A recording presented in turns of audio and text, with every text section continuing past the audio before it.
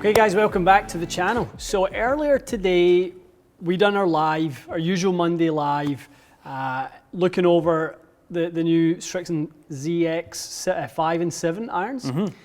We were going to dive into that a little bit more deeply now. We're going to look at more in detail at kind of what changes have been made, Matty. Absolutely. A little bit more tech dive and a little bit more numbers dive. Yeah. And we're also going to add in the utility iron, which personally I'm really looking forward to hitting that. I think we both kind of looked at that and going, oh, that could be the one. That could be the best of the bunch out. There's a lot of good ones out there, but that to me just looks like it may just have kind of taken bits from all of them. Cosmetically, that to me has the lead at the moment. We're going to start off with the ZX5, Matty.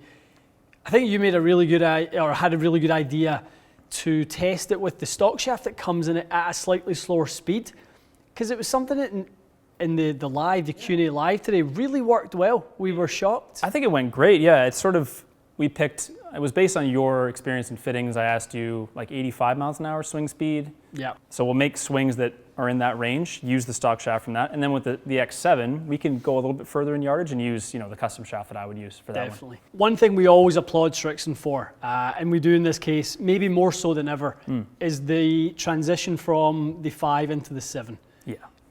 They're the best at it, in my opinion, and I think it's gotten even better. Easily the best two models of irons from one company in terms of blending. Yeah. From a little bit of a distance, a few feet away in the back, the badge, they're identical. That's exactly was my first thoughts. Which is amazing, and probably even more importantly, at address, they are really close. Yeah. I think the 5 has maybe just a little bit more size to it overall. The 5s definitely have more distance built into them. Yes. More sort of speed built into them. The loft is a degree stronger, that's a little part of it, but it is a multi-construction head versus the 7 series. So this is sort of Srixon's first introduction into this. I mean, it's a bit of a buzz term right now in the tech world, but into AI, the use of human and artificial intelligence into developing a construction and a face technology in the SUP10, which is the fastest face they've ever developed. So they've got the 1020 carbon steel body, which is super soft. We love that from a bending perspective. Which is ideal, isn't it? Yeah. We absolutely love it, and we always have done, and it's not something that Srixon have ever sacrificed, but the face, that SUP10 face is so fast that it kind of gives the irons the ability to be maxing out from a COR standpoint, from a CT standpoint. It really does max that out as far as irons are concerned. Guys, rule of thumb, some of you may have heard me say this, some of you may not. Generally speaking, for players who have neutral delivery conditions, your 6-iron club head speed should match the apex of your flight across every club. Right, so if you swing 6-iron, Matty's going to try to swing 84, 85 miles an hour today, something around about there, we should be seeing a nice neutral flight for you around 85 feet. That would indicate launch and spin and speed are in a good spot. That's a nice way to do that, because no player is ever going to do it the same way. No. Some people may have less launch and more spin and more speed, and other people might have less speed but high launch and less spin. And you can get about those hitting that apex different ways, but if we hit that apex, generally the distances are good, the land angle's good, and we can kind of get around those numbers by having that apex.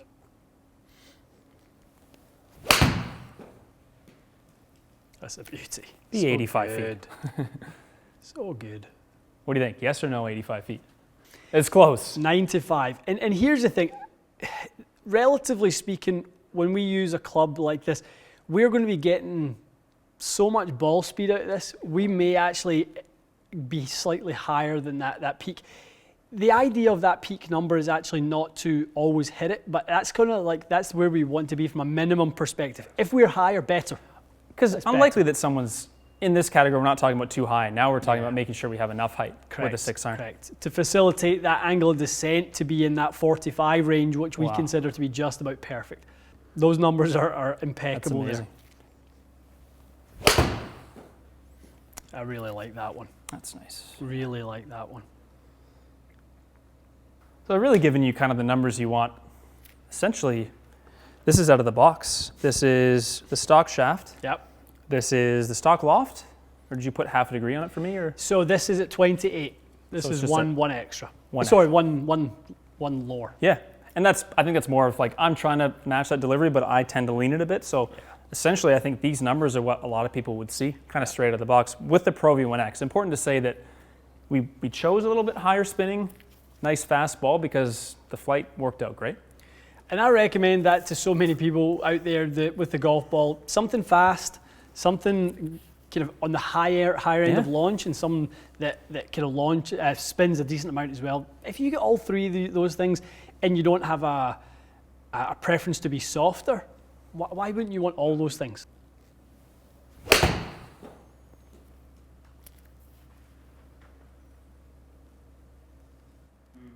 I just think with this iron, it's kind of been the its competitive advantage in that it feels great, it looks great, and it performs right up there with any of those other distance irons. It does. Without the trade-offs. That's the key, because some of those other irons that have trade-offs maybe feel a little hard. You know, they're designed just to rock it off the face. This doesn't really give you the feeling that the ball is just screaming off the face, even though that it pretty much is. It pretty much is. I think it's a powerful feel, but it's not like clicky or jumpy. Yeah. It's a nice, solid feeling impact, but it's not quite as excessive as you might expect it to be. It is an iron, Matty, that is built with progression in mind. From the MOI perspective, where you've got the additional tungsten in the toe, if you flip that around, you'll see the little plug that's in the toe, so stretching that mass away from the hosel structure, from the shaft. That's something we know that is a feature and benefit that increases MOI. Does that allow them to make the heel and toe length actually shorter? Because it doesn't look like a big iron, but it plays like a big iron. It definitely does. That is exactly how I've described Srixon irons for 6 years. Okay, that's it. It plays like a very big iron, but is not. That's exactly the way it seems. Yeah. Okay, let's move into the sevens. Let's hit a couple with those. An iron that you would definitely be in your wheelhouse to play. To be honest with you, I'd play 4 and 5 iron in the 5 too. I know you I would 100% make a combo set if I was going to play these. Again, putting it behind the ball, aside from maybe like a tiny bit more compact head, these blend so nicely. They're back to the endo forging process. Those who are connoisseurs of forged irons know what that means, know that Endo is the #1 forging house in the world. Oh, okay. And actually was not part of the subsequent models, so they're back there now, which is great. That's big. Big, it is big. I mean, it is in our world, in our circles, we emphasize that that's a big deal so that people try and get the value and the weight of it. But it is big. That's nice. It is a really good feel. Again, quite a powerful, and these have been bent to 30, so it's not like these are even weak. strong. These are, it's very true. I mean, these are 2 degrees weak. One of the questions people will have with regards to having weakened them, what does that do to the sole? No adverse reaction right now to the sole for you? Nothing? Not at all. We had a bunch during the live too. I thought it was great. Yeah. I mean, you've added a little bit of bounce to it? A little bit of bounce, yep. But I think because the trailing edge has been relieved, the effective bounce, I didn't notice any issue with it at all.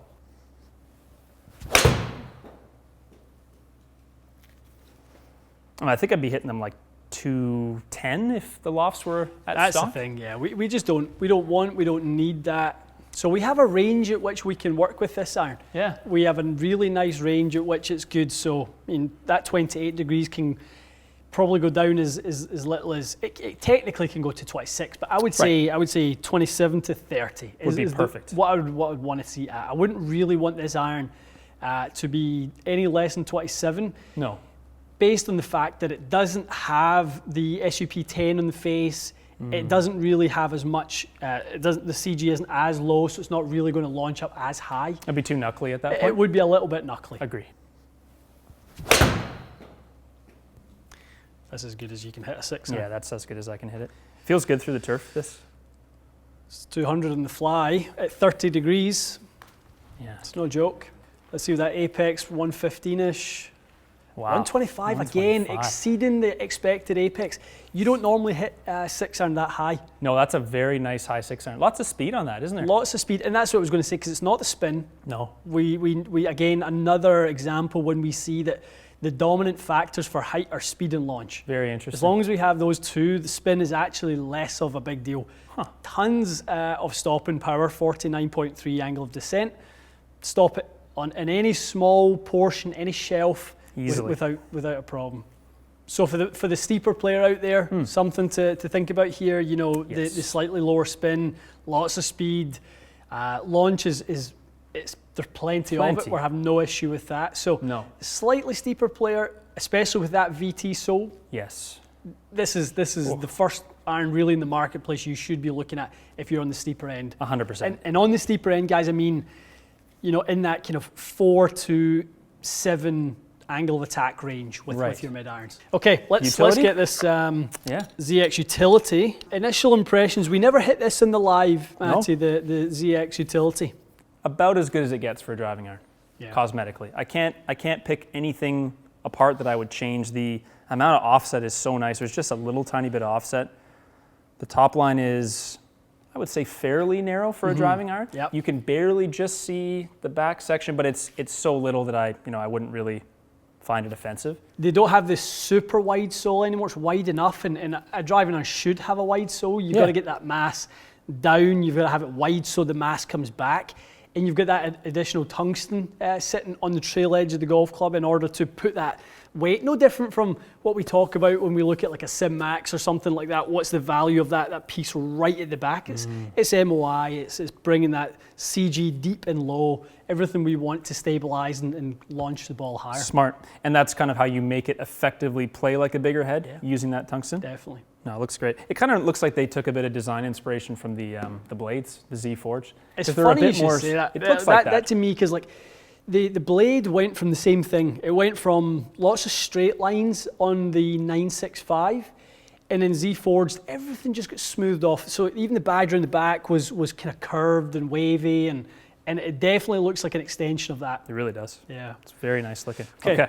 Let's hit a few here and see what we've got. Ooh. Yeah, it makes a hell of a sound, doesn't it? Yeah, I'm going to need to it's got I need to move that green back a little bit, Matty boy. This is 20 degrees. Yeah, I was thinking this being the weaker one would not quite go as far, but it's good too. I think it's almost the same. Beautiful. Just about 240 on the...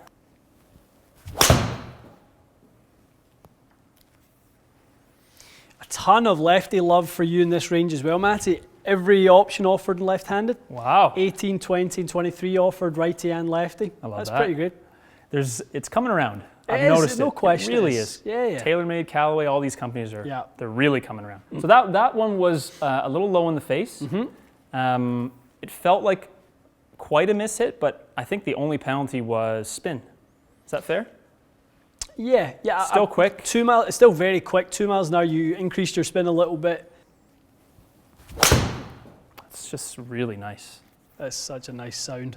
I'm really also get the acoustics right, haven't they? Dude, it's absolutely perfect on the acoustics. But this time we are an acoustic connoisseur. I know. When I first came here, you're always like, how's it sound? I'm like, I don't know, but now I can definitely. Well, what you're looking for, I think, is I want it to sound powerful, but I don't want to hear like hollowness. I don't want to hear clickiness. It's important. It matters. It matters. Yeah, because it makes you feel like you've hit a really good shot. Definitely. It has more value than people, I think, give it credit for. And I know the manufacturers, I'm not talking about them, I'm talking about more consumers and your full user experience.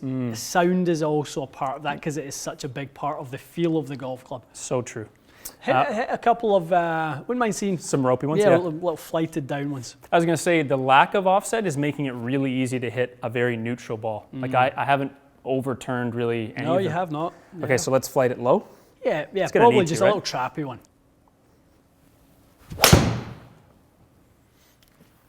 No issue with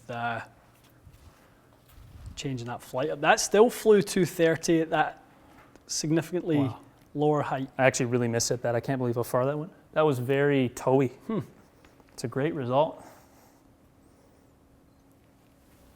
That's better hit. Oh boy. Now this thing is legit. That might go in. That might go in. Go on. Do it. Go on. Do it. Oh, you. Okay, guys. That is the new Srixon ZX range. Very, very impressed. I mean, as I said, we hold our breath with these things. Srixon had a very successful year, and just with the odd year that it was from a product cycle standpoint, we've not had Srixon in the drawer here since probably August. So we've been a little bit deprived of one of our really key products, but that's just the nature of 2020 and some of the challenges it threw up. So we're delighted to have that back in the drawer. Another really, really great option for us. Something for you guys to try. I hope this isn't the first time you're hearing about Srixon, but if it is, you have to pay attention to what they offer and sort of where they are in the marketplace. They've progressively become more established. As I said in the Q&A live today, in 2014, when we first got them, we couldn't believe the performance we could get out this sort of, Japanese spec iron. That's what we thought it was. And then over the years, they've built on that, and the culmination of what we have now is the best iron they've ever made, best range they've ever made. So make sure it is part of your testing process this winter. Absolutely. Definitely. Yeah, can't miss it. Definitely can't miss Srixon. Okay, we'll be doing more testing with this, guys. There'll be more comparisons, more kind of part of the best of reviews and things like that. So stay tuned for those, and we'll see you again soon.